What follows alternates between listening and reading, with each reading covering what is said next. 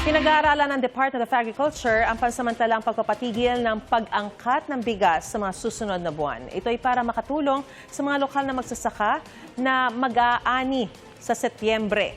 May unang balita si Bernadette Reyes. Imported rice ang binibili ni Tess Castillo dahil mas mura anya kaysa local rice o ani ng mga magsasaka sa Pilipinas. Hanggang 50 piso ang kilo nito ayon sa monitoring ng Department of Agriculture o DA, habang 58 pesos na ang kilo ng local rice. Kasi mga katipid na medyo maganda yung quality. Dati nasa 60 siya eh. 55 yung pinakamababa. Ngayon, simula po nung nag-50 Ayun, medyo nakakabili na ng medyo marami. Ayon din sa DA, mas mataas ang inangkat na bigas ng Pilipinas sa unang 6 na buwan ng taon kumpara sa parehong panahon nung nakaraang taon. Makatwiran nila ito para hindi umasa lang sa lokal na ani na apektado na nagmahal na petrolyo at fertilizer at may parating pang hamon.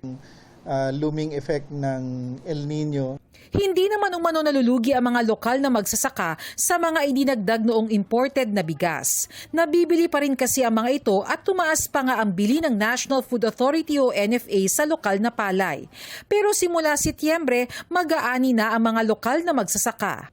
Kaya pinag-aaralan na kung pansamantalang ipatitigil ang pag-angkat ng bigas sa mga susunod na buwan, depende kung sapat na ang ani nila. Kailangan din natin ng enough supply na mura at ma-assure natin yung stability ng volume natin hanggang end of the year. Samantala, nirekomenda na ng National Price Coordinating Council kay Pangulong Bongbong Marcos na palawigin pa ng 60 araw ang 50 pesos na price cap sa imported na bigas.